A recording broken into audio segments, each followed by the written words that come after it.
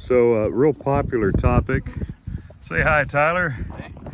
Real popular topic is splitting bees. And for those of you who have bees that have overwintered well, chances are really good that you probably have got really strong bees. And what we find, at least for this time of the year, what we do is hives that we want to split.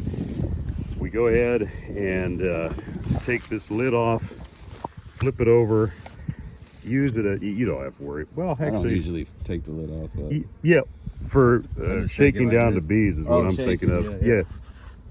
So what we do is take that top box off, put it next to the hive we're going to split, and then shake all of the bees from that top box down into the single box, smoke them down, and then place a queen excluder, and then set that box back on and pull that as a split, because then we know for sure the queen's down here.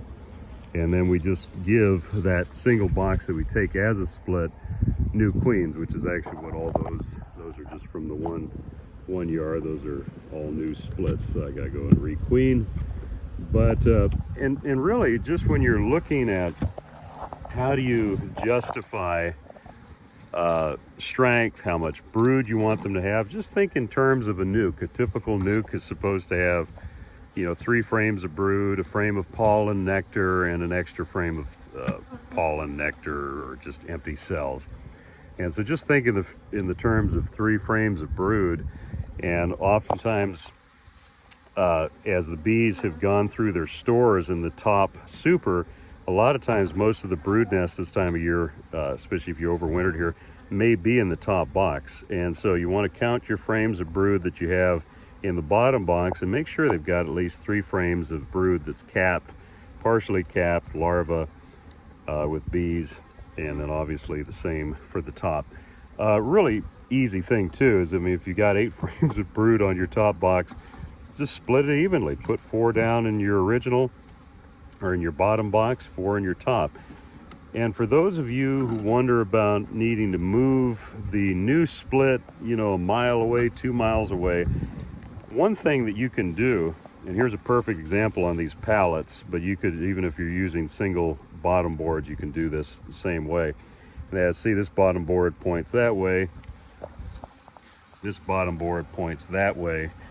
What you can do is take the hive that has the older queen, set her over here. So with the bottom board facing, 180 degrees from the old entrance, and then put the new split here.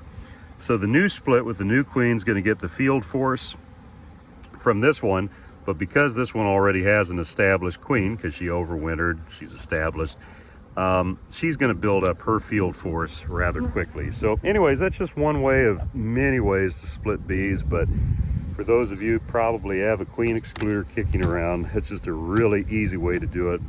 And you can do variations. If you've got 2 double deeps just full of bees and brood, you can split it 3 ways. You can split it 4 ways.